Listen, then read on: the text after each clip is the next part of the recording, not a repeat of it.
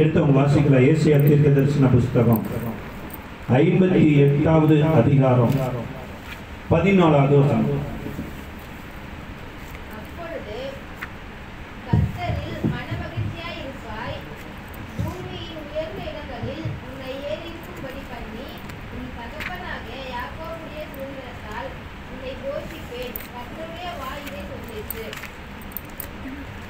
யாருடைய வாய் சொல்லிட்டு?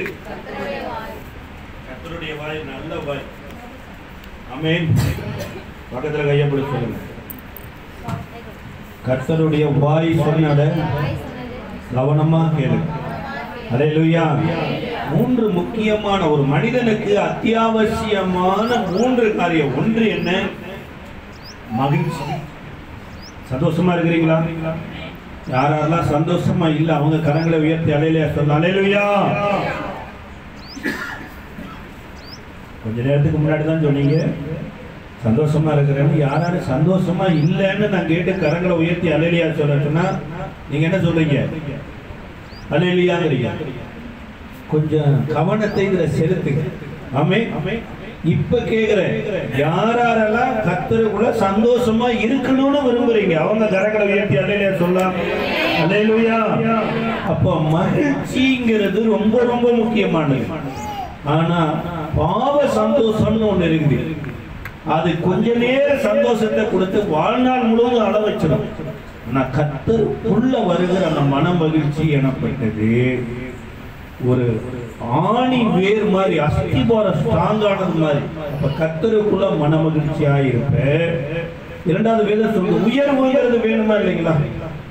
ஹலோ, என்ன வேணும்? உயர்வுங்கிறது வேணும். நம்ம பிள்ளை ஒண்ணு பிறந்திருக்குது, போய் ஃபர்ஸ்ட் ஸ்டாண்டர்ட்ல கொண்டு போய் சேர்த்திருக்கிறீங்க, அது படிக்கவே இல்லை. 5 வருஷமா 1ஆம் வகுப்பே படிச்சுட்டு இருந்தா நீங்க எப்படி கஷ்டமா இருக்குமா இல்லையா? நான் பாம்பே போயிருந்த போது ஒரு சகோதரிக்கு சரீரத்தில் பலவீனமாயிடுச்சு, ஏதோ ஒரு பிரச்சனை, படுத்த படுக்கை ஆகிட்டாங்க. வாலிப பிள்ளை 24 வயசு. அந்த வீட்டுக்கு பிரேயருக்கு போயிருந்த போது சொன்னாங்க 24 வயசுல இந்த பிள்ளை 4 வயசு வரைக்கும் தான் பிரதர் நடந்தது, அதுக்கப்புறம் இப்படியே படுத்த படுக்கையா இருக்குது, பாத்ரூம் போறதுல இருந்து சாப்பிட்றதுல இருந்து எல்லாம் படுத்தே இருக்குது அப்படின்னா. ஏதோ ஒரு பலவீனம், ஏதோ ஒரு இருள். அப்படி இருந்தா நல்லா இருக்குமா? அப்படி இருந்தா நீங்க இங்க வந்திருப்பீங்க. கரெக்டா வளர்த்துனார் பாருங்க ஆண்டவர். அதனால ஆண்டவர் பூமியின் உயர்ந்த ஸ்தானங்களில ஏறி வரவும் அவர் பண்ணுவாராமா. உயர்வுங்கிறது நமக்கு வேணுமா வேண்டாமா? உயர்வுங்கிறது நம்ம என்ன நினைச்சிட்டு இருக்கிறோம்னா, இன்னைக்கு சைக்கிள்ல வந்த பிரதரு பைக்ல வராரு, பைக்ல வந்த பிரதரு கார்ல வராரு, இது ஒரு உயர்வு தான். ஆனா இந்த ஆலயத்துக்கு வர்றதுக்கு முன்னாடி சில குடும்பத்தோடு நான் பகையா இருந்தேன், சில குடும்ப மக்கள் எனக்கு பிடிக்காதவங்களா இருந்தாங்க. இன்னைக்கு நான் சத்ருவை சிநேகிக்கிறவனா மாறிட்டேன். என்னுடைய வளர்ச்சி இயேசுவை போல மாறிடுச்சு. இது ஒரு உயர்வு. இந்த உயர்வும் வரணும். ஆளு வளரணும். எந்த அறிவு?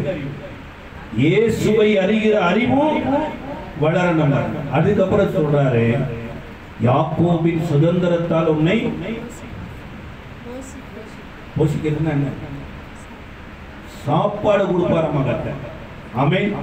இந்த 3 காரியத்தையும் ஆண்டவர் சொல்றாரு. அதுல மிக மிக முக்கியமான காரியங்களை மாத்திரம் உங்களுக்கு காண்பித்து நான் ஜெபிக்க வாஞ்சிக்கிறேன். கர்த்தருக்குள் மனமகிழ்ச்சியா இருக்கிற போது என்ன நடக்குமாமா? சங்கீதம் 37ல சொல்றாரு. சங்கீதக்காரனாகிய தாவீது 37வது சங்கீதத்தினுடைய சங்கீதம் 37 4 வாசிங்க. கர்த்தரிடத்தில் மனமகிழ்ச்சியா இரு, அப்பொழுது அவர் உன் இருதயத்தின் வேண்டுதல்களை. கர்த்தரிடத்துல மனமகிழ்ச்சியா இருந்தா தான் ஜெபம் எங்க இருந்து வரும்?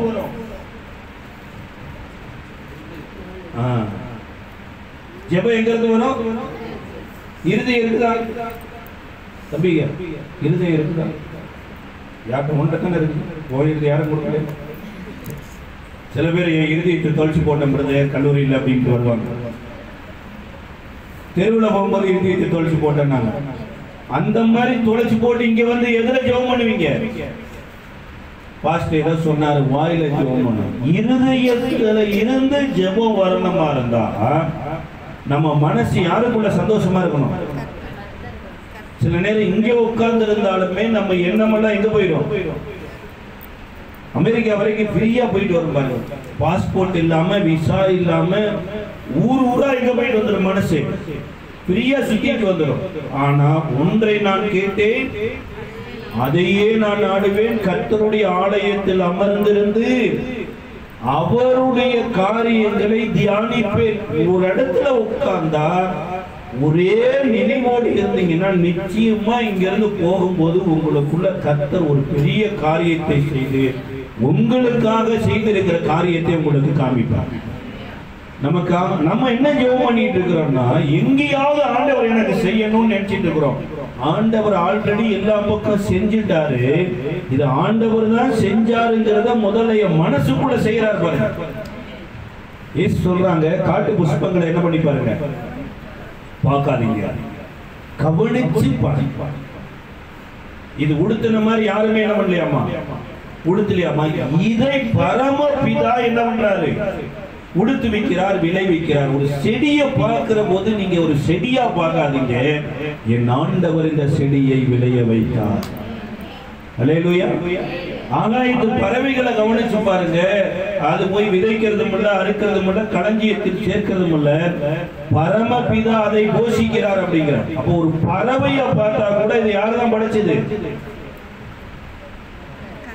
அது ஏதோ அங்க காக்கா தெரியுதுங்க, குருவி தெரியுதுங்க, இல்ல, என் தேவனால் படைக்கப்பட்டது. என் தேவன் இல்லாம இந்த உலகமே இல்லை, என் தேவன் இல்லாம ஒரு செடி கொடிகள் கூட இல்லை.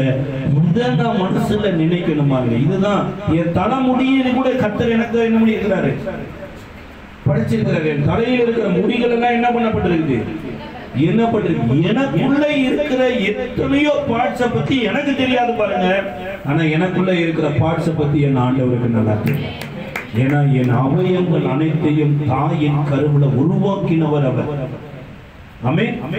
அப்ப மன மகிழ்ச்சியோடு கூட கர்த்தருடைய சமூகத்துல உட்காரும் போது எப்படி இருக்கு தெரியுங்களா? ஒண்ணும் இல்ல, உங்க அக்காவுக்கோ தங்கச்சிக்கோ கல்யாணம்னு வைங்க. அக்காவுக்கோ தங்கச்சிக்கோ கல்யாணம் காலைல 8 மணிக்குன்னு வைங்க. கல்யாணம் எத்தனை மணிக்கு? அதோ கல்யாணத்துக்கு போகாத மாதிரி இருக்கு. கல்யாணம் 8 மணிக்குன்னு வைங்க. நீங்க போய்தான் முன்னாடி அந்த தாலி எடுத்து கொடுக்குறீங்க, இல்ல மாலை எடுத்து கொடுக்குறீங்க சொல்லிட்டாங்கன்னு வைங்க. எத்தனை மணிக்கு போவீங்க? யாரும் பார்த்தா இங்க கல்யாணம் நடக்காத ஊருக்கு வந்த மாதிரி எனக்கு தெரியுது. இந்த ஊர்ல கல்யாணமே நடக்காதா? ஓ ரைட்டு. எங்க ஊர் பக்கம் வாங்க, கல்யாணம் எல்லாம் நடக்கும், நாங்கள் சொல்லி கொடுக்குறோம். 8 மணிக்கு கல்யாணம்னா எத்தனை மணிக்கு போவீங்க? ஓ 6 மணிக்கே போயிருவீங்க. கொஞ்சம் ட்ரெயின் லேட் ஆயிட்டு, பஸ் லேட் ஆகி எத்தனை மணிக்கு போவீங்க? ஒரு 7:30 போயிருவோம் பாருங்க. போயிட்டு அப்படி இப்படின்னு படப்படன்னு போட்டு பவுடரை போட்டு சேலையை போட்டு அதை இதையும் பண்ணி கட்சியா என்ன பண்ணிடுறது, போட்டோவுக்கு முன்னாடி நின்று அந்த கல்யாணத்தில் அப்படி நின்று ஒரு போட்டோ எடுத்து கொடுக்கறது நல்லா இருக்குமா இல்லையா? ஏசு உங்களை கல்யாணம் முடிக்க வரப்போறார். மனவாட்டியே நீங்க தான். இங்கேயே லேட் ஆகிட்டு இருந்தா எப்படி? கொஞ்சம் மேக்கப் எல்லாம் என்ன பண்ணணும், பண்ணி கொஞ்சம் ரெடியா இருக்கணும். மேக்கப்னா என்ன, வெளியில சேலை சுடிதார் அது இல்லை, மனசை கொஞ்சம் ஆயத்தப்படுத்தி வைக்கணும். ஆமே. பக்கத்துல கையப்பட சொல்லுங்க. உலக கல்யாணத்துக்கு சரியா போறமே, உலகத்தை உண்டாக்கினவர் ஒரு நாள் வரப்போறாரு. அவரோட போகிறதுக்கு கொஞ்சம் என்ன பண்ணிக்கீங்க, மனசை தயார்படுத்தி வைங்க. சந்தோஷமா சர்ச்சைக்குவாங்க. ஆமே. மனமகிழ்ச்சியோடு ஆலயத்துக்கு வரணும். தாவீது ஒரு இடத்துல சொல்றாரு, கர்த்தருடைய ஆலயத்துக்கு போவோம் வாருங்கள் என்று வீட்டுல சொன்ன போதே என்ன பண்ணாமா? ஏன்னாங்க உலகம் எதுக்கோ பயிற்சி கொடுக்கும். நான் உண்டாக்கின ஆண்டவர் தான் உனக்கு மனசுக்கு பயிற்சி கொடுப்பாரு. உன் மனசை மாத்திர தடுமாற விட்டுட்டீங்கன்னா என்னதான் வேலை செஞ்சாலும் நிம்மதி இருக்காது. சில பேர்த்துல கேட்பாங்க, மனசு சரியில்லை, மனசு என்ன இல்லை சரியில்லை, அதனால நான் கொஞ்சம் அப்படியே சினிமா பார்க்க போறேன், தம் சாப்பிட ஏதோ சரக்கு சாப்பிட போறேன். ஆனா ஆண்டவருடைய ஆலயத்திற்கு பாருங்க, உங்க மனமெல்லாம் கர்த்தருடைய வசனத்தினாலும் பிரசனத்தினாலும் ஆண்டவர் மகிழ்ச்சி படுத்துவார். இந்த மனமகிழ்ச்சி வருகிற போதுதான் இருதயத்திலிருந்து வேண்டுதல் வருவாரு. இருதய வேண்டுதலை நேரடியாக ஆண்டவர் கேட்பார். அண்ணால் ரொம்ப நாள் ஆண்டவர் சமூகத்துல வந்து வாயிலேயே ஜெபம் பண்ணிட்டு போயிட்டு இருந்தாங்க. ஆனா ஒரு நாள் வந்தது, இருதயத்தை கரைச்சு ஊத்துனாங்க பாருங்க. ஆண்டவரே, ஊர்ல எல்லாம் நல்லா இருக்கிறாங்க, ஊர்ல எல்லாரும் மகிழ்ச்சியா இருக்கிறாங்க, நான் கல்யாணம் முடிச்சு பல நாட்கள் எனக்கு குழந்தையே இல்லை, எனக்கு ஒரு குழந்தை எனக்காக கேட்கல ஆண்டவரே, உனக்காக கேட்கிறேன். ஜெபம் எப்படி வந்து பாருங்க. நான் நல்லா இருக்கிறது யாருக்காக? நான் நல்லா இருந்தேன். நான் நல்லா இருக்கிறது நிறைய பேர் சொல்றாங்க, அந்த பையன் இயேசுநாதர் ஏற்றுக்கிட்டா சார், அவங்க குடும்பமே இயேசு பெற்ற குடும்பம் சார், அவங்க அப்பா பேர் சுப்பிரமணியம், அவங்க தாத்தா பேர் ஆறுமுகம். அப்படி இருந்த குடும்பத்துல இந்த பையன் இன்னைக்கு எப்படி மாறிட்டான்னா, அந்த இயேசு தான் இவனை நல்லா வச்சிருக்கிறார். அல்லேலூயா. நான் நல்லா இருக்கும்போது யாருக்கு சந்தோஷம்? ஒரு பிள்ளை ஸ்கூல்ல படிச்சு ஃபர்ஸ்ட் ரேங்க் வந்துச்சுன்னா யாருக்கு சந்தோஷம்? அப்பாவுக்கு சந்தோஷம் சார், அந்த ஸ்கூலுக்கு சந்தோஷம் சார். அந்த பிள்ளை மெரிட்ல வந்துருச்சுன்னா போட்டோ எடுத்து தெருவில் ஒட்டிடுவாங்க பாருங்க, எங்க ஸ்கூல்ல படிச்சது 100க்கு 100 வாங்கிச்சுன்னு. நீ இந்த சர்ச்சில் வந்து கரெக்டா வாழ்ந்தீங்கன்னா உன் மூலமா ஆண்டவர் நாம மகிமைப்படுவோம். அவர் மகிமைப்படும்படியே உன்னை நல்லா வச்சிருப்பார். ஆமென். அந்த இடத்துக்கு வரணும். அந்த மனசை மாத்திரம் என்ன பண்ணி இருக்கணுமாமா, ஆண்டவர் பக்கமா வச்சார். ஆண்டவர் மதம் மாறவெல்லாம் சொல்லவே இல்லை. எதை மாத்துங்க? மனம் திரும்புங்கள், பரலோக ராஜ்யம். அழகான ஒரு வாழ்க்கை இருக்குது, அழகான ராஜ்யம் இருக்குது, இந்த பக்கமா மனசை திருப்புனார். அப்ப வேதம் சொல்லுது, கர்த்தரிடத்தில் மனமகிழ்ச்சியா இரு, உன் இருதயத்தின் வேண்டுதல்களை. சும்மா எழுதி வச்சதை வாசிச்சுட்டு ஆண்டவரே இந்த வாரம் மேக்ஸ் எக்ஸாம் ஆண்டவரே நான் இதுல படிக்கிறேன் ஆண்டவரே, இது இல்லை. மனசுல இருந்து வேண்டுதல். பக்கத்துல கையை விட சொல்லுங்க, கொஞ்ச நேரம் கையை விட பாருங்க. மன விருப்பத்தை ஆண்டவர் கேட்கிற இடத்துல இருக்கிறாரு. ஆனா உன் மனசு கர்த்தரில மகிழ்ச்சியா இருந்தா தான் தரமான வேண்டுதலா இருக்கும். அல்லேலூயா. இன்னொரு இடத்துல கூட சொல்லப்பட்டிருக்கிறது, வாசிக்கலாமே. 1 ராஜாக்களின் புஸ்தகம் 8ஆம் அதிகாரம், 1 ராஜாக்கள் 8வது அதிகாரத்தினுடைய 6வது வசனத்தை வாசிங்க. 1 ராஜாக்கள் 8ஆம் அதிகாரம் 6வது வசனத்துல ஆசாரியர்கள் கர்த்தருடைய உடன்படிக்கை பெட்டியை ஆலயத்தின் சன்னதி ஸ்தானமாகிய மகா பரிசுத்த ஸ்தலத்திலே கேருபீன்களுடைய சட்டையின் கீழே கொண்டு வந்து வைத்தார்கள். ஆலயத்துல தேவனுடைய மகிமை உள்ள வருது. இந்த ஆலயத்துக்கு வந்து ஜனங்கள் சந்தோஷமா தேவனை துதித்துட்டு, இப்ப 66வது வசனத்தை வாசிங்களேன்.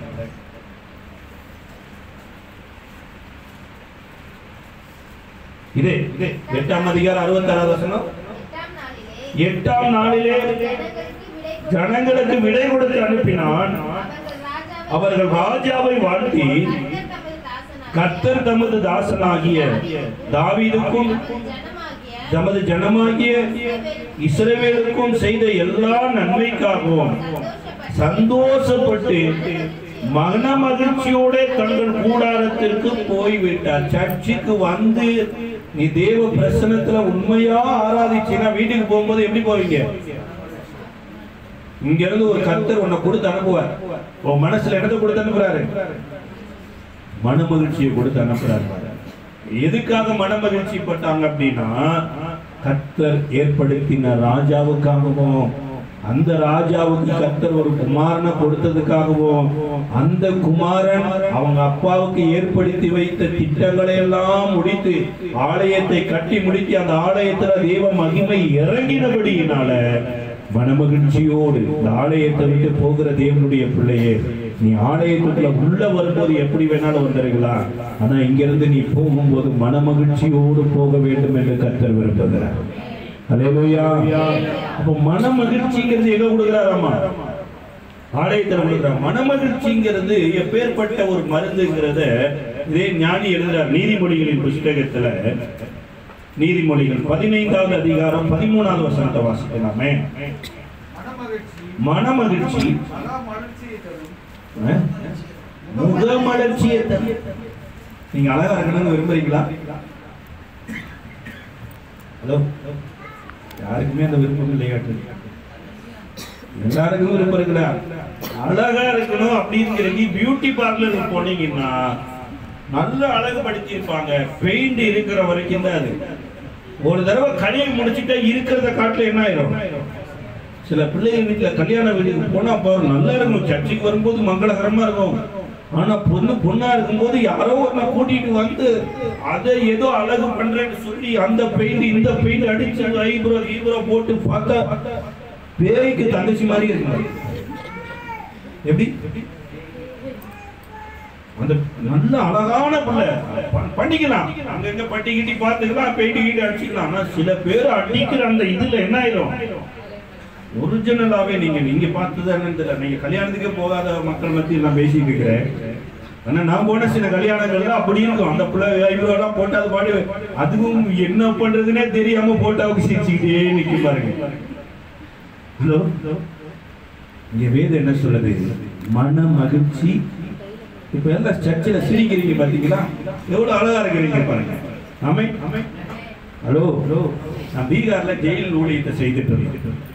கிட்டத்தட்ட ஒரு 2000 பேர் இந்த ஜெயிலில் எடுப்பாங்க. சில பேர் சிரிக்கவே தெரியாது பாருங்க. சிரிக்கவே தெரியாதுன்னா சிரிக்கிறதுக்கு வாய்ப்பே இல்லை. ஏன்னா தனிமை அறை, மனுஷங்களோடய இருக்கிறது. அந்த நான் ஜெயிலுக்குள்ள உள்ள போய் நான் உடனே ஒரு ப்ரோக்ராம் நடத்துவேன். நான் அந்த என்ன ப்ரோக்ராம் நடத்தேன்னா சிரிக்க வைக்கிறதுக்குள்ளே ப்ரோக்ராம் நடத்துவேன். அதை சில மேஜிக் மாதிரி பண்ணி நடத்தும் போது அந்த ஜெயில் சூப்பரண்ட் என்னை கையை கூட சொன்னாரு, ஐயா இந்த பையன் சிரிச்சே நான் பார்த்ததில்ல, இந்த ப்ரோக்ராமில் அவன் சிரிச்சிங்க, நீங்கள் சக்ஸஸ் பண்ணிருக்கிறீங்க. ஹலோ, எப்படி பாருங்க. நான் அவனை சிரிக்க வைக்கல, அவன் சிரிக்க வேண்டும் என்று ஒருத்தர் செத்து இருக்கிறார். ஹலோ, இந்த மன மகிழ்ச்சிங்கிறது உன்னை உண்டாக்கிய தேவனால. உங்க பிள்ளை வீட்டில் அழுதுகிட்டே இருக்குதுன்னு வச்சுங்களேன், அம்மா என்ன பண்ணும்? அழுகை நிறுத்தறதுக்கு பாட்டு பாடும், தொட்டியில் ஆட்டும், அதை ஓட்டு இதை ஓட்டும். அம்மாவுக்கு தாங்க வலிக்கும், வேற யாருக்கும் வலிக்காது. இந்த ஆலயத்துல சில நேரம் நீங்கள் அழுது கொண்டே இருக்கலாம். என் மனசு யாருக்குமே புரிஞ்சுக்க மாட்டாங்க பிரதர், நீ உட்கார்ந்து இருக்கலாம். நீ சிரிக்கணுங்கிறதுக்காகத்தான் சிலுவையில் அவர் செத்து இருக்கிறார். அவருடைய மரணத்தின் மூலமா உனக்கு ஒரு பெரிய மகிழ்ச்சியை கட்டளையிட்டு இருக்கிறாரு. அதை அறிகிற அறிவை கர்த்தர் எங்க கொண்டு வச்சுட்டாருன்னா தன்னுடைய சபையில கொண்டு வச்சுட்டார். நீ ஆலயத்துல வந்து ஆண்டவரோடு மனசோடு மனசு கலந்து பாரு, கட்டாயம் கர்த்தராலே ஒரு துக்கம் சந்தோஷமா. ஆமென்.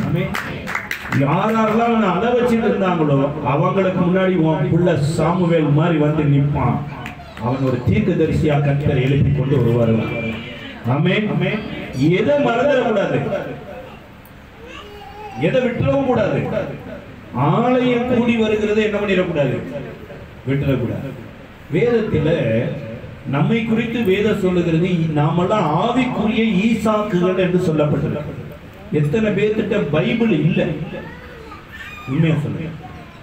பைபிள் வேதாகமம் படிக்கிற வாலிப தம்பிமார் மொபைல் கையில எத்தனை பேர்கிட்ட இந்த பைபிள் இல்லை?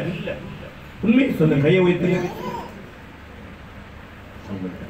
வீட்டுல மறந்து இல்ல உண்மையாவே இல்லைன்னா நான் என்கிட்ட இருக்குது, நான் கொடுக்கறதுக்கு கேட்க. இப்போ இல்லை, நான் அடுத்த தடவை பாஸ்டர்கிட்ட சொல்லி கூட எனக்கு ஒரு தரிசனம் வருஷத்துல ஒரு 24 பைபிள் கொடுக்கணும்னு. அதனால நான் சொல்ல வரேன், உங்களை குற்றப்படுத்துறதுக்கு நான் சொல்றேன். என்கிட்ட பைபிள் இருக்குது, நான் கொடுக்கறதுக்கு தான் கேட்கிறேன். உண்மையா பிரதர் எனக்கு பைபிள் இல்லை அப்படின்னா கரங்களை உயர்த்துங்க, கட்டாயம் நான் பைபிள் தரேன். யாருக்கு பைபிள் இல்லை? உங்களுக்கு பைபிள் இருக்குங்களா தம்பி? எங்க இருக்கு? வீட்டில் இருக்கா? சரி, அடுத்த தடவை வரும்போது பைபிள் எடுத்து வந்துரு. ஆமே. ஏன்னா நான் ஒன்று சொல்லிக்கிட்டு இருக்கிறேன், நான் சொன்னது தப்பா இருந்துருமா இல்லையா? நான் புதுசா ஒரு ஆள் வரேன், வெளியூர்ல இருந்து வரேன், நான் ஒரு பைபிள்ல ஒரு விஷயத்த சொல்றேன், நான் தப்பா சொல்லிட்டேன்னா நான் சொல்ற தப்ப நீங்க நம்பி வாழ்றீங்க, தப்பு தானே? அப்ப இவர் சொன்னது சரியா தப்பான்னு எதுல பார்த்துக்கணும்? ஓ, அப்ப இதுதான் நமக்கு வெளிச்சமே, அப்படித்தானே? என்னங்க, நான் வண்டியில கார் இருக்கு, இந்த கார்ல ஹெட்லைட்னு ஒண்ணு இருக்குது. ராத்திரில நான் டிராவல் பண்ணும்போது இந்த ஹெட்லைட்டை பத்தி ஒரு வெளிச்சமே இல்லைன்னா நான் இருட்டில் எங்கேயாவது ஓரமா நின்றுடுவேன், லைட்டே எரியல அப்படின்னு நின்றுடுவேன். யாரோ ஒரு ரெட் லைட்டை பற்றி தெரிஞ்ச மனுஷன் வரான். ஐயோ பிரதர் ஏன் நிக்கிறீங்க? இல்ல எனக்கு வெளிச்சமே தெரியல பாரு. ஆனா ஏன் பிரதர் இவ்வளவு பெரிய காரை வாங்கிட்டு இந்த வெளிச்சம் தெரியலையா? இந்த சுவிட்சை இப்படி திருப்புங்க, லைட் எரியும் பாரு. அப்படி திருப்பினோடனே என்ன பண்ணுது? லைட் எரியுது. அந்த லைட் வெளிச்சத்துல நான் என்ன பண்ணிடுறேன்? இருவல கொஞ்சம் முன்னாடி வாங்க, கொஞ்சம் முன்னாடி வாங்க, பின்னாடி நெருக்கத்துல கொஞ்சம் முன்னாடி வாங்க. அந்த வெளிச்சத்துல பயணிச்சிடலாமா பயணிச்சிட முடியாதா? பயணிச்சிடலாம்ல. அதனால கட்டாயம் என்ன பண்ணுவாங்க?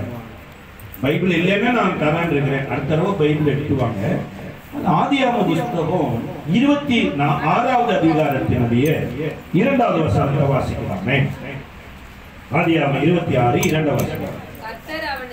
கர்த்தர் ஈசாக்குக்கு தரிசனமாகி, நீ எகிப்துக்கு போகாமல் நான் உனக்கு சொல்லும் தேசத்தில் குடியிரு,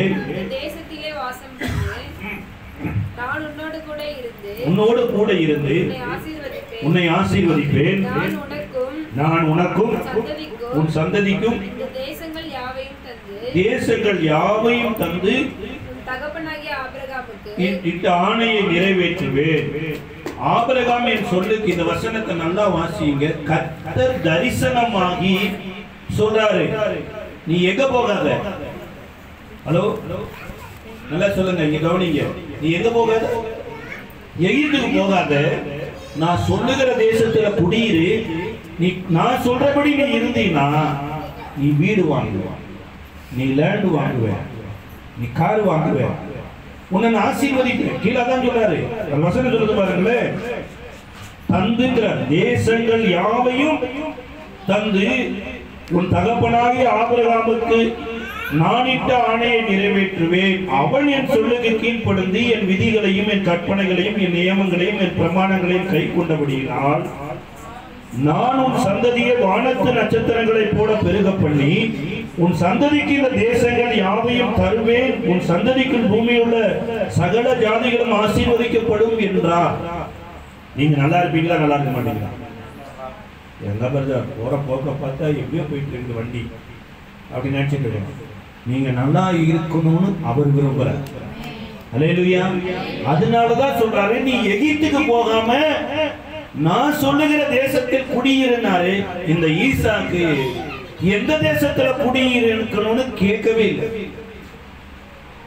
நிறைய நேரம் ஆண்டவருடைய பிள்ளைங்க ஆசீர்வாதமா வாழாமல் இருப்பதற்கு காரணம் என்ன தெரியுங்களா? அவர் சொல்றத சரியா புரிஞ்சுக்க மாட்டேங்கிறார். இந்த ஆண்டவர் பேசுற போது அவர் எங்க குடியிருந்தார்னா, முதல்ல வசனத்தினுடைய பின்பகுதி சொல்றது கேராருக்கு போனான். எங்க போனா?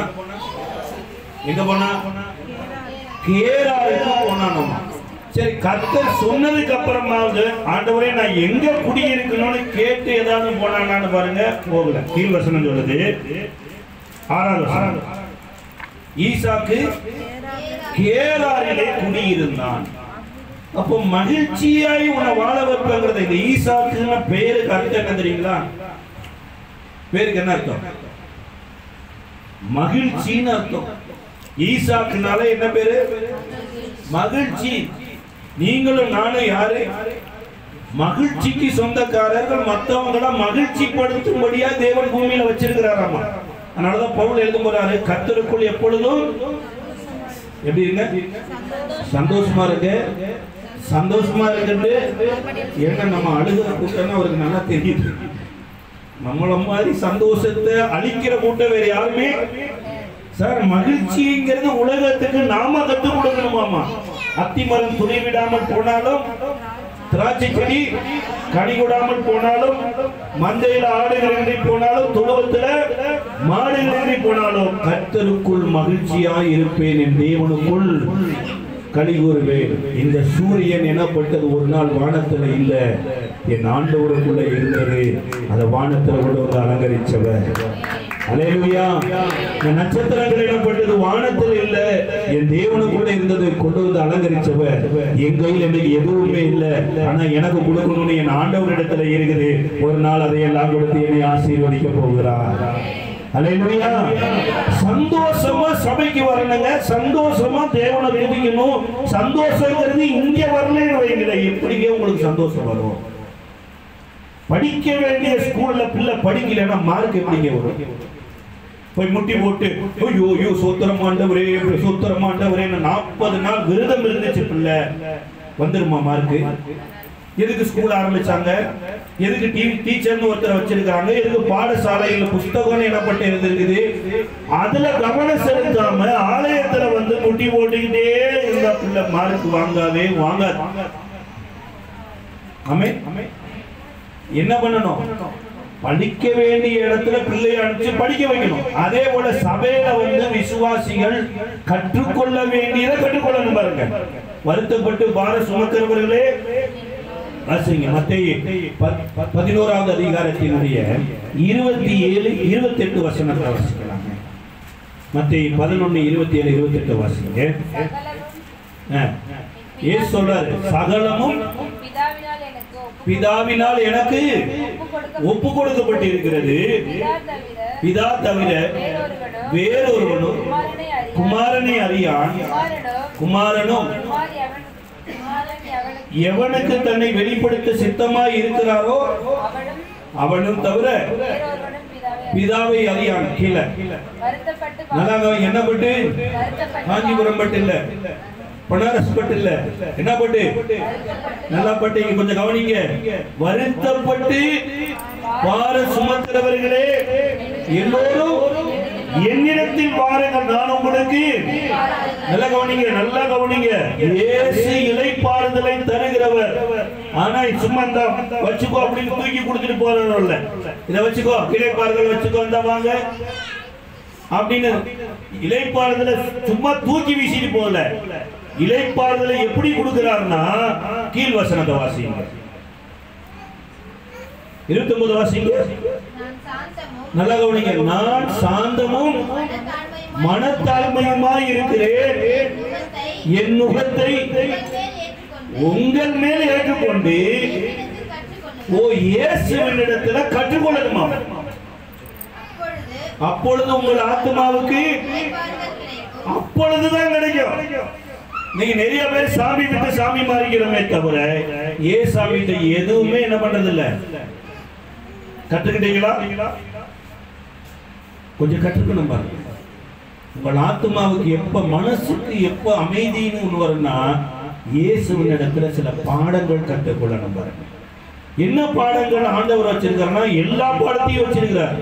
அப்ப இந்த ஈசாக்கு ஆண்டவர் சொன்னாரு, நான் சொல்லுகிற தேசத்தில் என்ன பண்ணு, குடியிரு, நான் உன்னை ஆசீர்வதிப்பேனாரு. ஆனா எந்த தேசத்துல குடியிருக்கணும்னு கேட்கவே இல்லை. அவர் இருந்த இடத்திலேயே அப்படியே இருந்துட்டாரு. அப்படியே இருந்ததுனாலயும் அவரை ஆசீர்வதிச்சாரு. ஆமென். சில நேரம் நம்ம கீழ்ப்படியாமலேயே இவ்வளவு ஆசீர்வதிக்கப்பட்டிருக்கிறோம்னா, கீழ்ப்படிந்தால் எவ்வளவு ஆசீர்வாதத்தை பெறும். ஒரு நாள் பேதுருவை ஆண்டவர் சந்திக்கிறார். லூக்கா எழுதின சுவிசேஷ புத்தகம் 5வது அதிகாரத்துல, இரவெல்லாம் பிரயாசப்பட்டு ஒரு மீன் கூட என்ன பண்ணல கிடைக்கும். கடல் பெருசுங்க, வளம் சுத்தமா இருக்குதுங்க, படகு சுத்தமா இருக்குதுங்க, இவருக்கு சக்தி இருக்குதுங்க, எல்லாம் போட்டு பார்த்தாச்சு, ஒரு மீன் கூட என்ன பண்ணல கிடைக்கல. கடைசியா படகுனுடைய ஒரு ஓரம் கட்டிட்டு வலையை அலச ஆரம்பிச்சிட்டார். இயேசு தேடி வந்து, பேதுருவே உன் படகுல சற்றே எனக்கு என்ன கொடு, இடம் உடனே தள்ளி படகுல உட்கார்ந்து ஜனங்களுக்கு பரலோக ராஜ்யத்தை குறித்து போதிக்கிறார். போதித்து முடிச்சதுக்கு அப்புறம் இப்ப படகை தள்ளி கொண்டு போய் என்ன பண்ணுங்க, படகை தள்ளி கொண்டு போய் எங்க போடுங்க, ஆழத்துல தள்ளி கொண்டு போய் வலைகளை போடுங்கள் அப்படிங்கிறார். என்ன போடணும்? அதான் நான் சொன்னேன். நான் சொல்றது தப்பா இருந்துச்சுன்னா நீங்க என்ன பண்ணிக்கீங்க, பைபிளை பாருங்க. பைபிள் நீங்க கொண்டு வந்தீங்கன்னா பார்க்கணும், படிக்க. 5வது அதிகாரம் லூக்கா எழுதின சுவிசேஷ புத்தகத்தினுடைய 4-5 வசனத்தை வாசிங்க. போதகம் பண்ணி முடித்த பின்பு சீமோனை நோக்கி ஆழத்திலே தள்ளி கொண்டு போய் மீன் பிடிக்கும்படி வலை, நல்லா கவனிங்க, வலை கலை போடுங்க. அப்படின்னா என்ன சொல்றாரு? வாட்டை எத்தனை வலை இருக்குதோ அத்தனை வலை கடல்ல போடு. ஏன்னா என் கண்ணு முன்னாடி 1000 மீன்கள் தெரியுதுங்க. ஹலோ, உங்க கண்ணுக்கு தெரியாத உங்களுடைய நன்மைகள் அத்தனையும் இயேசு கண்ணுக்கு தெரியுது. உங்கள் கண்ணுக்கு தெரியாத எத்தனையோ நல்வாழ்வுகள் இயேசுவின் கண்ணுக்கு தெரியுது. இப்போ எத்தனை வலை இருக்குதோ வலைகளை போடுங்கள் அப்படிங்கிற, வலைகளை போடுங்கள்னா பேதுரு என்ன சொல்றாரு அதுக்கு? ஐயரே, ஐயர் சாயந்தரம் வருவாரு. அவர் சொன்ன ஐயரே, ஐயரேனா யாரு? பாஸ்டரே, போதகரே, நாங்க ராத்திரி எல்லாம் பிரயாசப்பட்டு ஒன்றும் அகப்படல, ஆகிலும் வார்த்தையின்படி என்ன போடுறாரு? அவர் என்ன சொன்னாரு? இவர் என்ன செய்யறாரு? சார் வலை கலை அப்படின்னாரு. இவர் என்ன போடுறாரு? இதெல்லாம் பைபிள் படிக்கணும். அவரு இருக்கிறதெல்லாம் போடு, உனக்கு நீ என் வார்த்தையை கீழ்படுங்கன்னா அந்த காற்று உனக்கு சப்போர்ட் பண்ணும், இந்த பூமி உனக்கு சப்போர்ட் பண்ணும், சூரியன் உனக்கு சப்போர்ட் பண்ணும், இந்த உலகமே உனக்கு சப்போர்ட் பண்றதுக்கு என் வார்த்தைக்கு கீழ்படிங்கிற.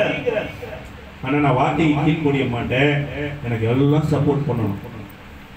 எப்படிங்க? கொஞ்சம் யோசிச்சு கற்றுக்கொள்ளுங்க. இயேசுவை இந்த வருஷம் தீர்மானம் எடுங்க. ஏசப்பா, 1000 வேலை உலகத்துல கடந்தாலும் அதை தூக்கி ஓர வச்சு போட்டு கர்த்தருடைய நாள்ல ஆலயத்துல போய் கர்த்தருடைய நன்மைகளில் நான் திருப்தியாக இங்க இருந்து நாங்க வாழ்க்கை ஸ்டார்ட் ஆகணும். முதலாவது தேவனுடைய ராஜ்யத்தையும் அவருடைய நீதியும் தேடுங்க. நான் கண்டதையெல்லாம் தேடிட்டு வந்து அழுதுட்டே இருந்தேன்னா என்னங்க, சும்மா வேண்டாம். ஒரு டாக்டர் சொல்றாரு, டைரியா போயிட்டே இருக்குது, வாமிட்டு போயிட்டே இருக்குது, நீங்க அப்படியே இழுத்துக்க பறிச்சுக்கணும் ஆஸ்பத்திரிக்கு போறீங்க. டாக்டர் பார்த்துட்டு என்னமா ஆச்சு, அந்த பாருங்க எங்கேயோ ஒருத்தர் இலவசமா பிரியாணி கொடுத்தானுங்க, வாங்கி போட்டுனுங்க, அது மேலே எங்கேயும் போயிட்டு இருக்குதுங்க. அடி பாவி, இலவசமா கிடைக்குதுன்னா வாங்கி போட்டு வந்துடுவேன். சரி ரைட்டு இரு அப்படின்னு 2 ட்ரிப்பை ஏற்றி, சிஸ்டர் மறக்காம காலையில ஒன்று சாயந்தரம் ஒன்று 4 நாளைக்கு சாப்பிடுங்க. எப்படிங்க? ஒரு மாத்திரை கொடுக்குற, காலையில ஒன்று சாயந்தரம் ஒன்று, காலையில 4 நாளைக்கு அப்புறம் வாங்க. 4 நாளைக்குள்ள எல்லாத்தையும் அடைச்சிடுவாரு, அந்த மாத்திரை அடைச்சிடும். நீங்க காலையில மாத்திரம் போட்டுட்டு டாக்டருக்கு சேல்ஸ் ஆகலையாட்டு இருக்குது. என்ன ஆகல? இந்த மாத்திரை சேல்ஸ் ஆகலையாட்டு இருக்குது. அதனால சாயந்தரம் வேண்டாம், காலையில மாத்திரம் போயிட்டு இருந்தா போனது என்ன பண்ணிட்டு தான் இருக்கும். பக்கத்துல கையை போட சொல்லுங்க. 2024 புடுங்கிட்டு போனதெல்லாம் 2025 இந்த வசனம் நிறுத்தும். ஹல்லேலூயா. இந்த வசனம் சூரியனையே நிறுத்திச்சாமா. இயேசுங்கிற ஒரு பேர்ல வந்துங்க சரித்திரத்தையே நிறுத்தி 2025 மாத்தி இருக்குதுங்க. யாராவது இந்த உலகத்துல அப்படி எங்கேயாவது நடந்திருக்க யோசிச்சு பாருங்க. ஒரு மனிதனுடைய புறப்படிலிருந்து இன்றைக்கு நாட்கள் எண்ணப்படும்படியாய் ஒரு சரித்திரத்தையே 2ஆ பிரித்து நிறுத்திய வசனம் இது. இந்த வசனத்துக்கு கீழ்ப்படி இருப்பாங்க. அவர் என்ன சொல்றாரு? வலை கலை போடுங்க. தலைவர் என்ன சொல்றாரு?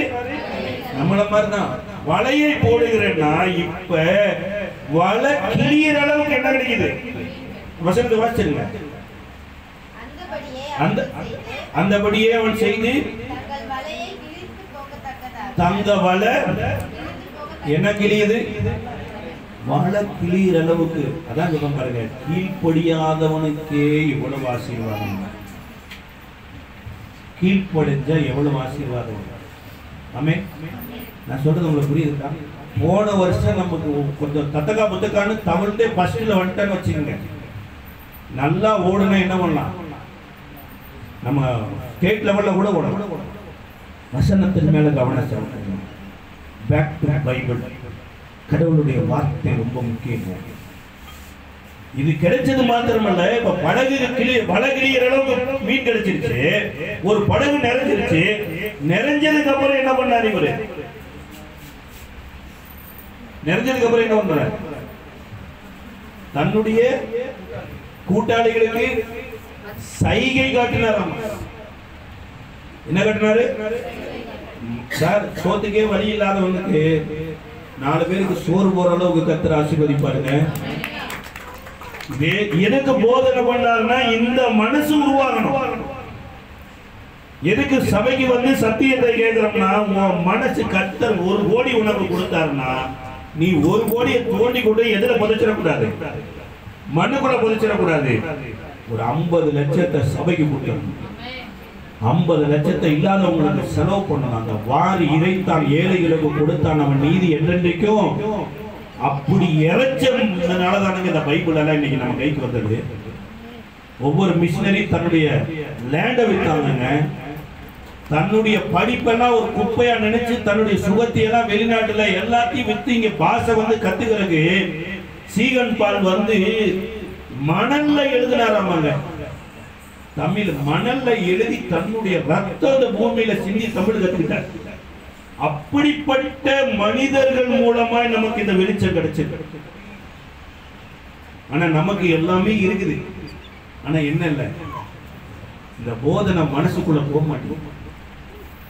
இந்த மனசுக்குள்ள உள்ள போயிடுச்சுன்னு வைங்களே, 1 படகு மீனை தூக்கி இலவசமா கொடுக்குறாராமாங்க. போன வருஷம் நீங்க ஒருவேளை பிசினாரித்தனமா இருந்தீங்கன்னா அதுக்கு காரணம் என்ன தெரியுங்களா? உங்க மனசு சரியில்லை. கர்த்தருக்கு தெரியுங்க, உங்க மனசை முதல்ல மாத்தித்தான் உங்களுக்கு தேவையான நன்மைகளை நான் உங்களுக்கு கொடுக்குறேன். மனம் மாறாம நன்மைகள் வந்துச்சுன்னா அந்த நன்மைகளுடைய மேன்மையே என்னன்னு தெரியாம சில வீட்டுகள்ல பாருங்க, ஒரு டேப் ரெக்கார்டு கூட சுத்தமா வச்சுக்க மாட்டாங்க. என்ன ரெக்கார்டு? Tape record. குக்கர் பாருங்க, குக்கர் எப்படி இருக்காது? சுத்தமா இருக்கு. சேர் பாருங்க, சுத்தமா இருக்கு.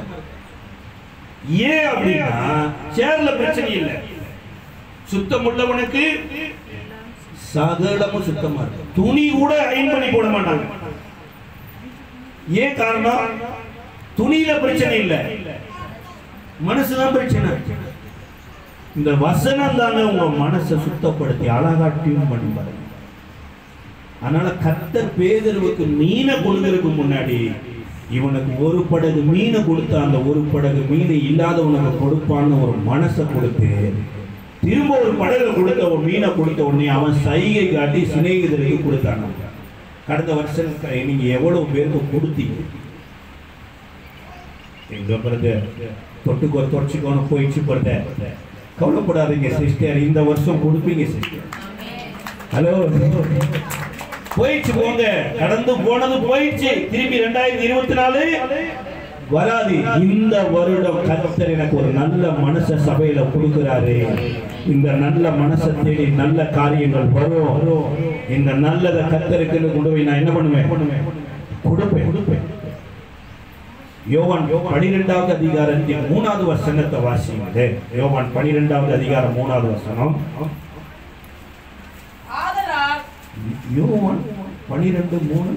அப்பொழுது மரியாள் விலையேற பெற்று களங்கமில்லாத நல்ல நலகம் எனும் தைலத்தை கொண்டு வந்து இயேசுவின் பாதத்தில் பூசி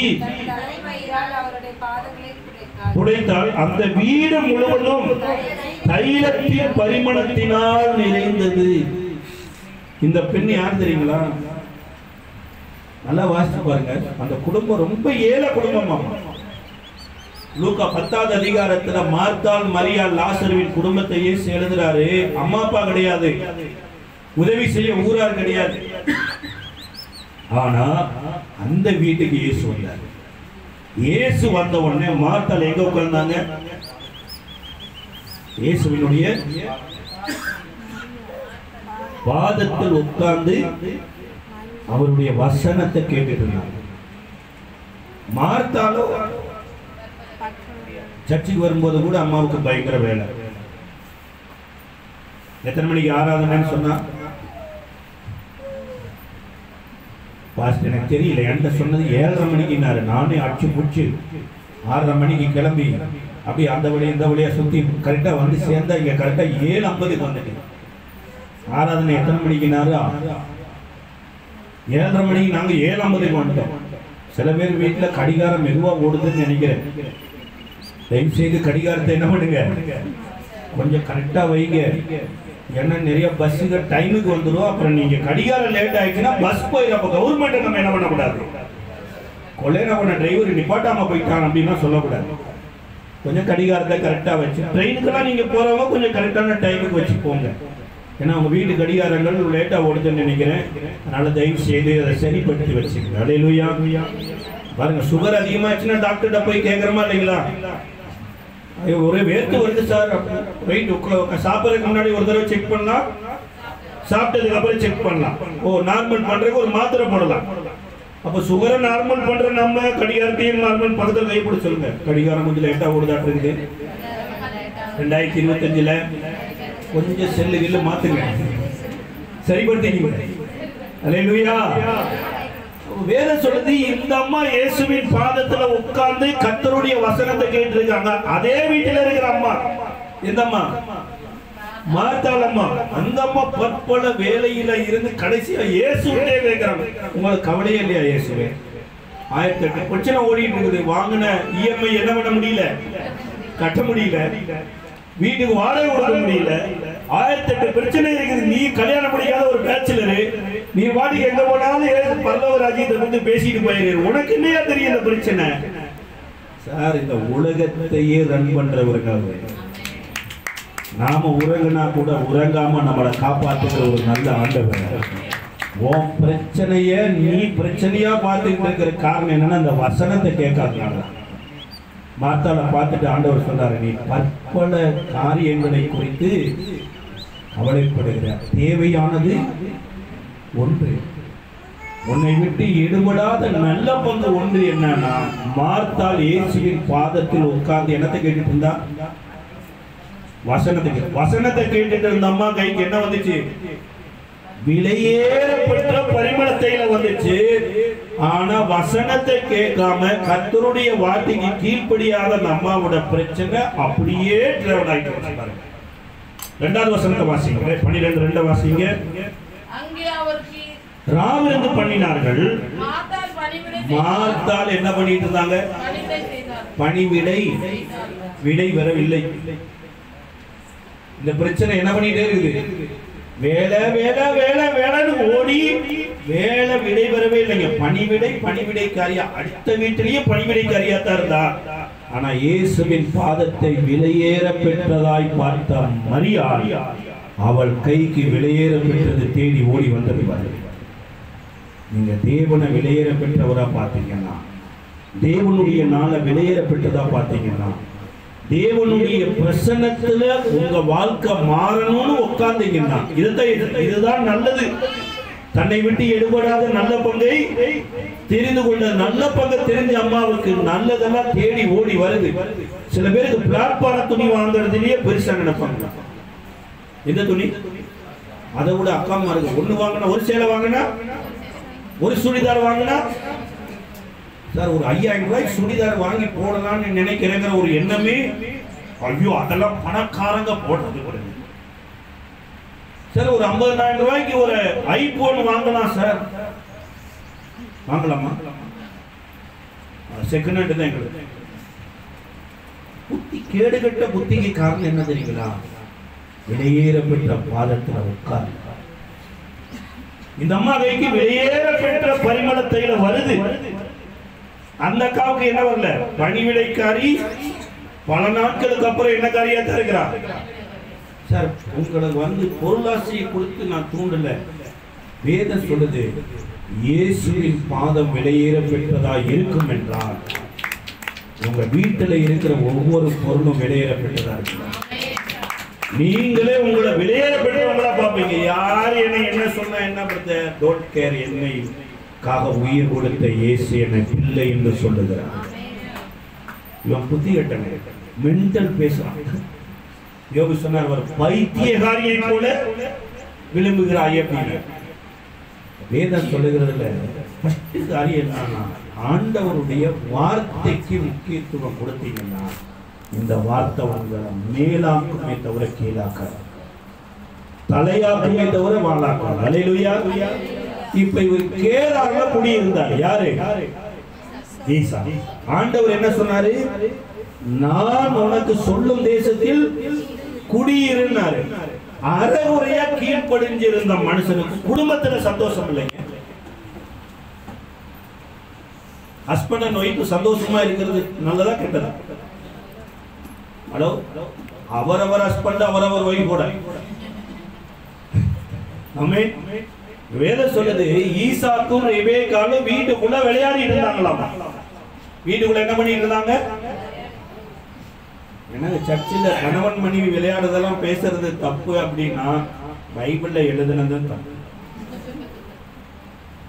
வேதம் சொல்லுது, இந்த தேசத்தில் குடியிரு, நான் உன்னை ஆசீர்வதிப்பேன்னு கர்த்தர் சொன்னாரு. அப்படி கேரள குடியிருந்த போது வசனத்தை வாசிக்கலாம். 26வது அதிகாரம் ஆதியாகம புத்தகத்தினுடைய 26வது அதிகாரத்துல 8வது வசனத்தை வாசிக்கலாம். அவன் அங்கே நெடுநாள் தங்கி இருக்கையில் பெலிஸ்தருக்கு ராஜாவாகிய அபிமெலேக்கு ஜன்னல் வழியாய் பார்த்தபோது ஈசாக்கு தன் மனைவியாகிய ரெபேக்காளோடு விளையாடி கொண்டிருந்தான். அபிமெலேக்கு ஈசாக்கை அழைத்து, அவள் உன் மனைவியாய் இருக்கிறாளே, பின்ன ஏன் அவளை உன் சகோதரி என்று சொன்னாய் என்றான். அதற்கு ஈசாக்கு, அவள் நிமித்தம் நான் சாகாதபடி இப்படி. ஒரு குடும்ப வாழ்க்கையே சந்தோஷம் இல்லை. யோசிச்சு பாருங்க, இவங்க ஹஸ்பண்ட் அண்ட் ஒய்ஃபா வீட்டுக்குள்ள இருக்கிறது, பக்கத்துல இருக்கிற ராஜாவுக்கு பொய் சொல்லி இருக்க வேண்டியிருக்குது. இவள் என்னுடைய சகோதரின்னு சொல்லி இருந்திருக்கிறார். இவன் ஜன்னல் வழியை அட்டி பார்த்து, என்ன நீங்க ரெண்டு பேரும் விளையாண்டு என்ன விளையாண்டாங்க? கேரம் போர்டு விளையாண்டாங்களா, இல்ல கார்ட்ஸ் விளையாண்டாங்களா, இல்ல செஸ் விளையாண்டாங்களான்னு தெரியல. அது அவங்கள்ட்ட தான் போய் கேட்கணும். ஆனா ஜன்னல் வழியா எவன் கொண்டாட்டியோடைய எவனும் சந்தோஷமா இருக்கிறவன், உனக்கு என்னடா வலிக்குது? நம்மளா தான் கேட்போமா? கேட்க மாட்டேன். என் வீட்டுக்குள்ள நீ எதுக்குற எட்டி பாக்குற? கர்த்தர் சொல்லித்தான் வர சர்ச்சைக்கு. நான் ஆலயத்துக்கு வரேன், ஆண்டவரை ஆராதிக்கிறேன், காணிக்க போறேன். ஆனா என் குடும்பத்துல என்ன இல்ல? நாங்க சந்தோஷமா, சில பிள்ளைகள் பெற்றோர் சந்தோஷமா இருக்கிறது விரும்புறது இல்லைங்க. இது ஏன் ஆண்டவருடைய வாழ்க்கையில் இப்படி வருது? நிறைய ஒரு வேளை நம்ம வாழ்க்கையில் இப்படி நடக்கலாம். இங்க மாத்திரம் இல்லைங்க, இவன் வேலை செய்யறான், இவன் வேலையை ஆண்டவர் ஆசீர்வதிக்கிறார். கீழே சொல்லப்பட்டிருக்குது, வாசிக்கலாமே. பணி 13-14 வாசிக்கலாம். 13-14. அவன் ஐஸ்வர்யவானாகி வர வர விருத்தி அடைந்து மகா பெரியவனானான். அவனுக்கு ஆட்டு மந்தையும் மாட்டு மந்தையும் அநேக பணிவிடைக்காரரும் இருந்தபடியினால் பொறாமை கொண்டார்கள். யோசிச்சு பாருங்க, நீங்க இந்த ஊர்ல என்ன ஊரு? கொஞ்சம் வஸ்திரம் பார்க்கணும், மாத்தணும். பேர்லயே அம்மனம் பார்க்கணும். அல்லேலூயா. பேர் மாறி பாருங்க. ஆமென். அந்த ஊருக்காரன் சரியா இல்ல சார். நம்ம ஊருக்கு ஒருத்தர் வந்தாரு, ஒன்றுமில்லாம வந்தாரு சார். இன்னைக்கு பார்த்தா அவர் ஒரு நல்ல ஒரு கம்பெனி ஆரம்பிச்சிட்டார் சார். அந்த கம்பெனியில இத்தனை பேர். நான் வரும்போது அந்த மகேந்திரா சிட்டி வழியா வந்தோம், ரொம்ப சந்தோஷமா இருந்துச்சு. இந்த மகேந்திரா சிட்டி வந்ததுனால எத்தனை குடும்பங்கள் பிழைக்கிறாங்க. ஆமென். எத்தனை பேருக்கு படிப்புக்கு அந்த கம்பெனி ஆரம்பிச்சு. அப்படி நம்ம ஊர்ல நம்ம சர்ச்சுக்காரர் ஒருத்தர் அப்படி வந்தா எப்படி இருக்கு யோசிச்சு பாருங்க. அல்ல நீங்க ஒருத்தரா இருந்தா எப்படி இருக்கு யோசிச்சு பாருங்க. அப்படி நீங்க பெரிய ஒரு 50 பேருக்கு வேலையை வச்சு இருக்கிறீங்க. ஞாயிற்றுக்கிழமை அவங்களை எல்லாம் லீவ் கொடுத்துட்டு இங்க சர்ச்சில் வந்து உட்கார்ந்து இருக்கும் போது எப்படி இருக்கும்? உங்க பக்கத்துல இருக்கிறவங்களை பார்த்து நீங்க அப்படி 50 பேருக்கு வேலை கொடுக்குற மாதிரி இருக்கிற தெரியுது சிக்கன் சொல்லுங்க. நீங்க கையை பிடிச்சி சொல்லுங்க. உங்களை பார்த்தா ஒரு 50 பேருக்கு வேலை கொடுக்குற மாதிரி தெரியுது. மூஞ்சிய பாரு, மௌரிய பாரு. நானே 50 வீட்டுல வேலை செய்யற மாதிரி இருக்கிறேன். என்ன பார்த்து அப்படி சொல்றியா சார்? அப்படி ஒரு ஆளு நம்ம சபையில வந்துட்டாருன்னா என்ன நினைக்கும்? நம்ம கேட்கணும், என் சபையில இப்படி 50 பேருக்கு வேலை கொடுக்கிற முதலாளியாய் நான் மாறணும், என் சகோதர சகோதரிகள் மாறணும், எங்க சபை இப்படி வளரணும். ஆனா அந்த ஊருக்காரனுக்கு கேடுகிட்ட புத்தி. எப்படி இந்த பிரதர் இப்பத்தான் வந்தாரு, இந்த பிரதர் எப்படி கார் வாங்கலாம், எப்படி வீடு வாங்கலாம் சார்? அவன் கர்த்தர் அவனை ஆசீர்வதிக்கிறார் சார். இந்த சபை பெருகு சார். வாயில ஒரு ஆமீனே. இந்த சபையில மக்கள் நிரம்பி வழிவாங்க சார். இந்த சபையவே கர்த்தர் மேலா கொண்டு வருவார் சார். இது வர வர விருத்தி அடைந்து மகா பெரிய சபையா நிற்கும் சார். இந்த சபைக்காகவே இந்த ஊரு பேரையே மாற்றுவார் சார். ஆமென். அப்படியா பார்த்தா தெரியலையே, தெரியாததுதான் கர்த்தர் செய்வார். ஆமென். அப்படி இருந்தா அந்த ஊருக்காரங்க என்ன பண்ணல, பொறாமை கொண்டார்கள். இப்ப பொறாமை பிடிச்ச மக்கள் மத்தியில நம்ம வாழ்ந்துட்டு இருக்கிறோம். ஆமென். அடுத்து கீழே சொல்லப்பட்டிருக்குது, இவர் என்னென்னமோ மாத்தினாராமாங்க. ஆனா பிரச்சனைங்கிறது என்ன பண்ணல, மாறவே இல்லை. அவங்க குறவு தோன்றாங்க. வாசிக்கலாமே, 20வது வசனத்தை வாசிக்கலாம். 19, 20 வாசிக்கலாம். ஈசாக்குடைய வேலைக்காரர் பள்ளத்தாக்கிலே வெட்டி நீரூற்றை கண்டார்கள். இந்த தண்ணீர் தங்களுடையது என்று சொல்லி ஈசாக்குடைய மேய்ப்பரோட வாக்குவாதம் பண்ணினார்கள். வாக்குவாதம் பண்ணினபடினால் அந்த துறவுக்கு என்ன பேர் வச்சாங்க? என்ன சேக்கு? ஏசேக்குன்னு பேர் வச்சாச்சு. நிறைய நேரம் நம்ம சர்ச்சைக்கு வரும்போது ராணிங்கிற பேர்ல வருவோம். என்ன பேர்ல வருவோம்? ராணிங்கிற பேர்ல.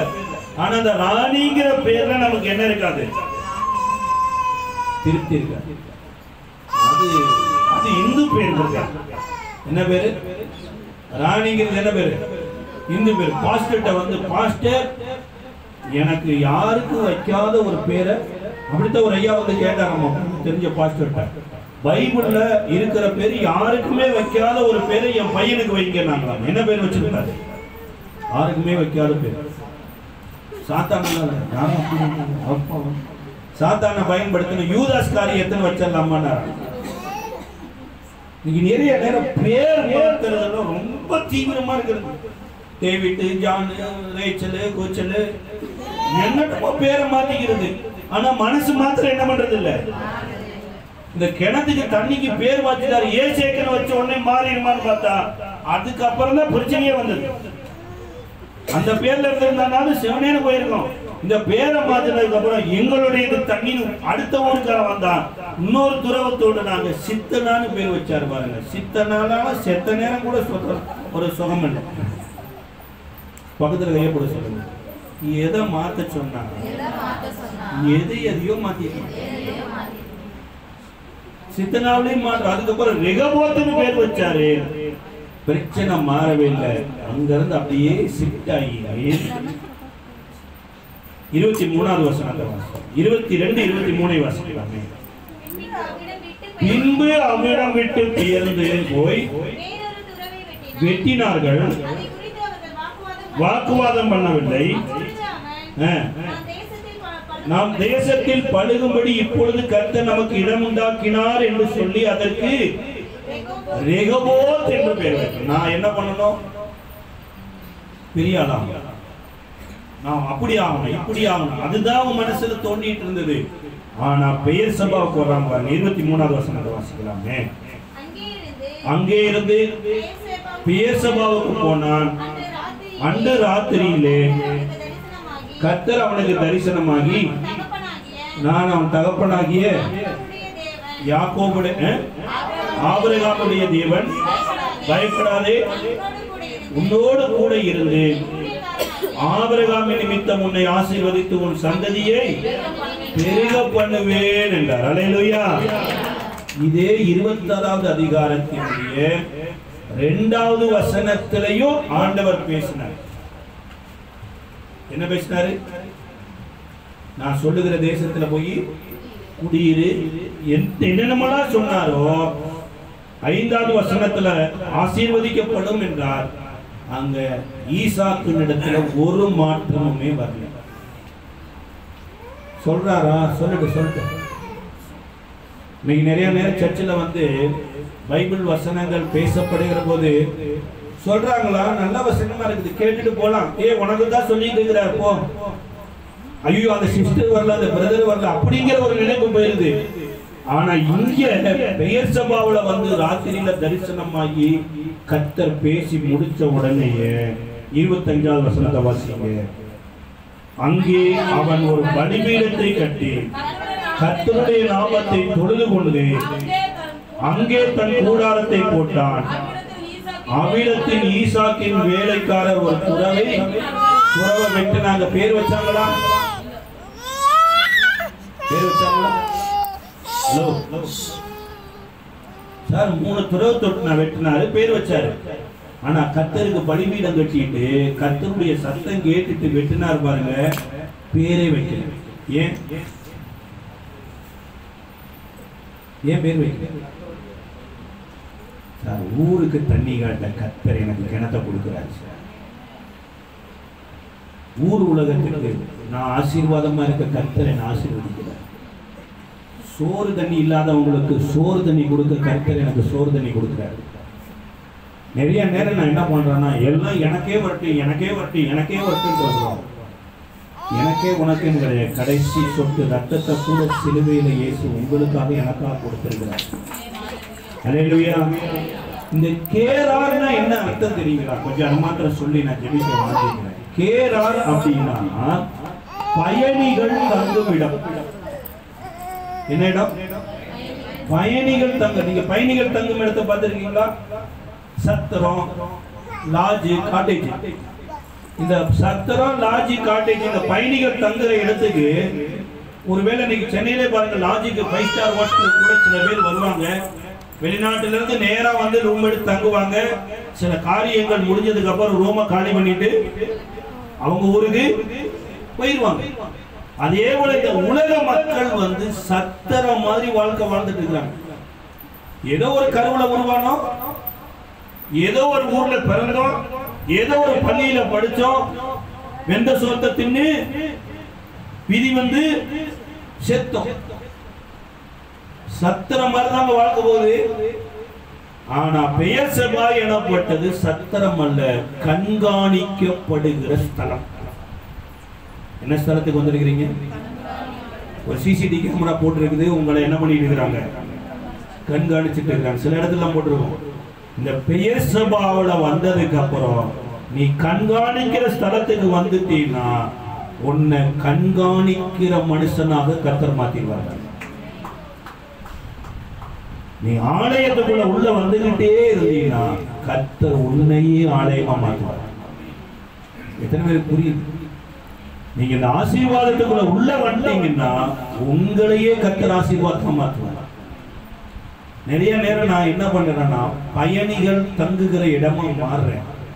வயசு போயிட்டே இருக்குது, அப்படியே வாழ்க்கையும் போயிட்டே இருக்குது. சில பேர்த்துல கேளுங்க, என்ன சிஸ்டர், என்ன பிளான்? காடு.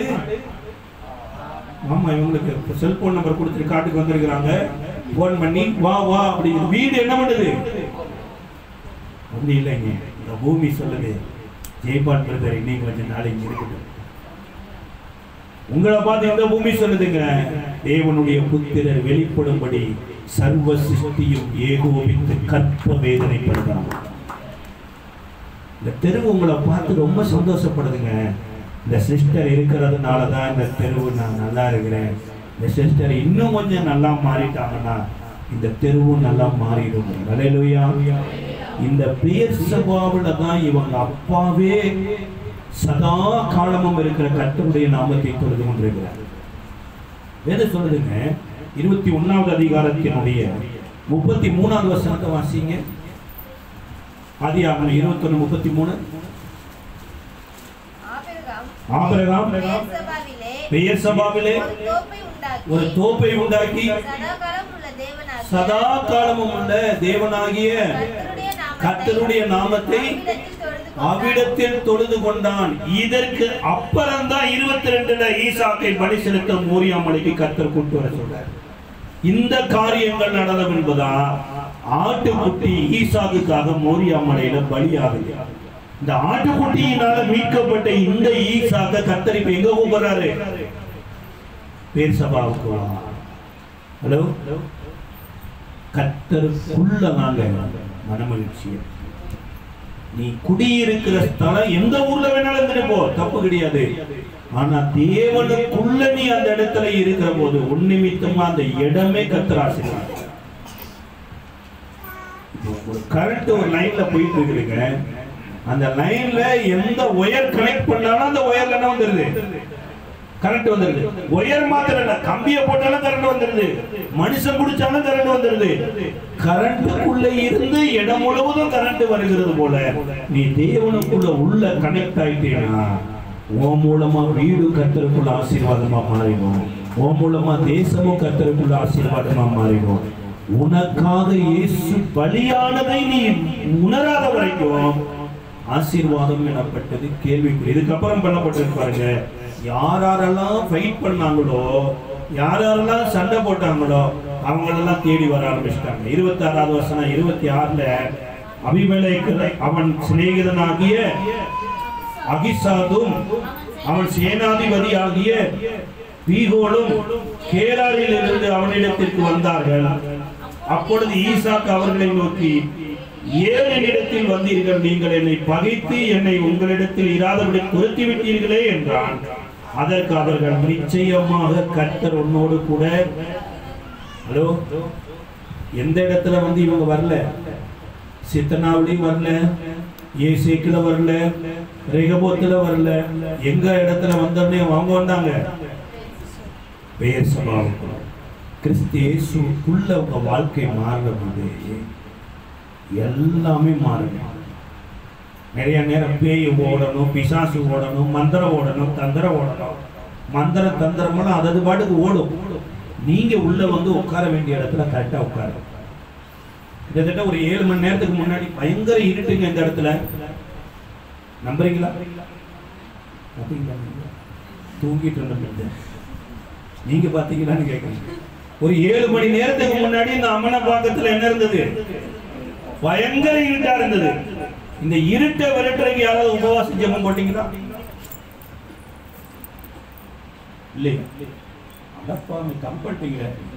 தூங்குன நேரத்துல இருட்டு போயிருக்குது. காலையில சூரியன் எனப்பட்டது உதிச்சு வந்தது, இருள் எனப்பட்டது இல்லாமல் போயிடுச்சு. நீதியின் சூரியனாகிய இயேசு உங்கள் வாழ்க்கையில உதித்து வருகிற போது எப்பேற்பட்ட மந்திர கட்டாரட்டும், எப்பேற்பட்ட செய்வன கட்டாரட்டும், எப்பேற்பட்ட பிள்ளை சுனியமா இருக்கட்டும், எப்பேற்பட்ட அசுத்த கிரிகளா இருக்கட்டும், மரணத்தையே ஜெயமாய் விழுங்கி இருப்பார் என்றார். நம்ம இதெல்லாம் ஏமாத்தோம். ஆமென். ஒரு காரியத்தை மாத்திரம் உங்களை காமிச்சு ஜெபிக்க வாஞ்சிக்கிறேன். எடுத்த வாசிங்க 2 ராஜாக்களின் புஸ்தகம், 2 ராஜாக்களின் புஸ்தகத்துல 4வது அதிகாரத்துல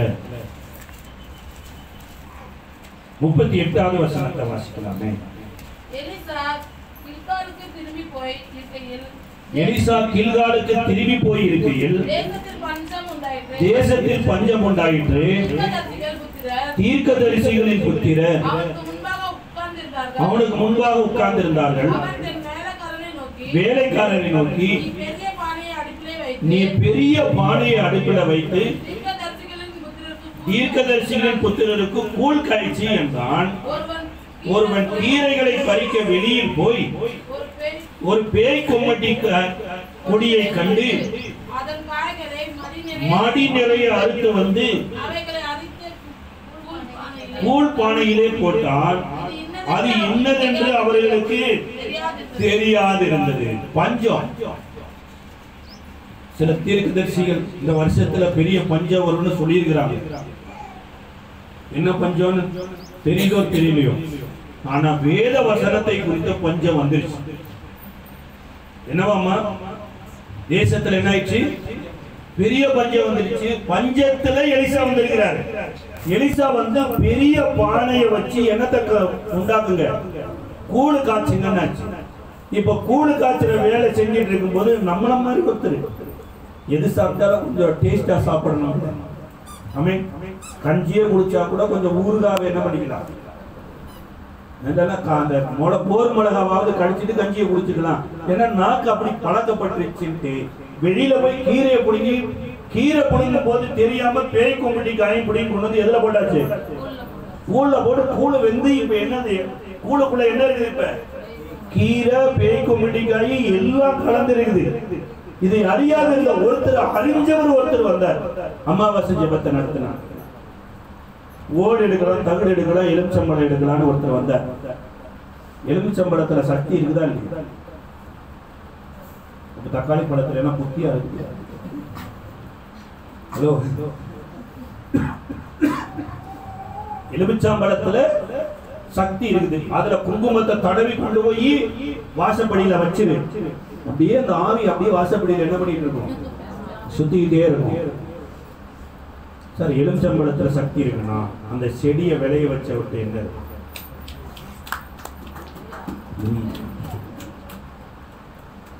எலுமிச்சம். இப்ப நான் மறுபடியும் எலுமிச்சம் பழத்துல சக்தி இருக்குதுன்னா எலுமிச்சம் பழத்தை விளைய வச்ச செடியை விளைய வச்சவர்கிட்ட என்ன இருக்கும்? அவருதான் உங்க அப்பா, எங்க அப்பா. இப்ப கூட என்ன இருக்குதாமா? பேய் கொம்பனிக்காய் இருக்குது, தோசை இருக்குது. சாப்பிட்டீங்கன்னா என்ன பண்ணிடுவீங்க? செத்து போயிடுவீங்க. என்ன பண்ணிடலாம்? நம்ம வீட்டுல இப்படி யாராவது சொல்லியிருந்தா என்ன பண்ணிருப்பீங்க? நீங்களே இப்படி பஞ்சத்துல ரொம்ப கூழ காய்ச்சி சாப்பிடலான்னு வச்சிருக்கிறீங்க. ஏதோ பேய் கம்பெனிக்காக கூட பிடிங்கி போட்டாச்சு. ஒருத்தர் வந்து சொல்றாரு, சிஸ்டர் அவ்வளவுதான் முடிஞ்சு போச்சு, போங்க உங்க வாழ்க்கை அப்படின்னா நீங்க என்ன பண்ணிருப்பீங்க? நீங்களும் ஒண்ணும் பண்ண மாட்டீங்கன்னு என்ன பண்ணிருக்கலாம்? என்ன பண்ணிருக்காங்க? தூக்கி ஒரு கடாய் சொன்னேன். ஐயோ, கத்தரி சோதருக்கு முன்னாடியே வந்து சொன்ன பிரதர், சிஸ்டர் பிரதர், எத்தனையோ சாவின் வல்லமைகள் நம்மளை கிராஸ் பண்ணி போச்சு. அது நமக்கு சல்யூட் எடுத்துட்டு போனதுக்கு பின்னாடி இயேசுவின் ரத்தம் உங்களை என்னைய பாதுகாத்திருக்கிறார். கொரோனால காப்பாற்றுறதுக்கு காரணம் யாரு? நம்ம ஸ்ட்ராங் படியா? நம்மகிட்ட இருந்த பணமா? யார்தான்? ஆண்டவர் நம்ம மேல இறக்க வச்சு உயிரோட காப்பாற்றி கர்த்தரை 2025 துதிக்க வச்சிருக்கிறார். இந்த கில்கால்ல இருக்கிற மக்கள் எதை அறிஞ்சு வச்சிருந்தாங்கன்னா இந்த பேய் கொம்பனிக்காயை அறிஞ்சு வச்சிருந்தாங்களே தவிர இந்த கில்கால்ல கர்த்தர் ஒரு விட்னஸை ஏற்படுத்தி வச்சார், அதை அறியவே இல்லை. இந்த இஸ்ரவேல் மக்கள் எகிப்து தேசத்திலிருந்து விடுதலையாகி கானான் தேசத்துல உள்ள என்ட்ரி ஆகும்போது யோர்தான்ல இருந்து கோத்திரங்களுக்கு ஒவ்வொருத்தரும் ஒவ்வொரு கல்லை எடுத்து 12 கற்களை கொண்டு எங்க வச்சாரு? கில்கால்ல வச்சாரு. வரும் தலைமுறையினர் வந்து எப்பா இந்த கல்லு ஏன் வந்துச்சுன்னு கேட்டா, நீங்க தானா இந்த தேசத்துக்கு வரல, இல்ல இந்த தேசத்துல நீங்க பிறக்கல. இந்த யோர்தான் பிரவாகித்து ஓடின போது பரிசுத்தமான ஆசாரியர்கள் உடன்படிக்கை பெட்டி எடுத்துக்கொண்டு வந்தாங்க. யோர்தான் பின்னிட்டு திரும்புது.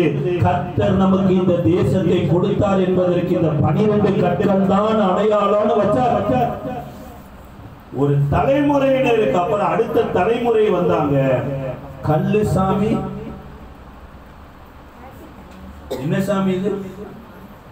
இந்த 12 கல்லு தான் என்னது?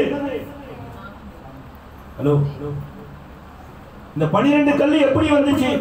ஏன் இந்த 12 கல்லு இங்க இருக்குதுன்னா இதுதான் நம்ம சாமி. இது வந்ததுனாலதான் நமக்கு இந்த தேசமே வந்துச்சு. சார், நினைவு சின்னமாய் வைக்கப்பட்டவைகள் எல்லாம் சாமியா மாறிச்சு. இதுக்கு அப்புறம் வந்து தேசத்துல இருக்கிற எல்லாவற்றையும் அறிஞ்சு வச்சிருந்தாங்களே தவிர தேவனுக்குரியவைகளை என்ன பண்ணல, அறியல. இப்ப எலிசா என்ன பண்றாரு தெரியுங்களா? பேய் கும்பட்டி கலந்த கூழுக்குள்ள என்ன பண்ண சொல்றாருன்னா, வாசிக்கலாமே 39 வாசிங்க. 4ஆம் அதிகாரம் 2 ராஜாக்கள் 39.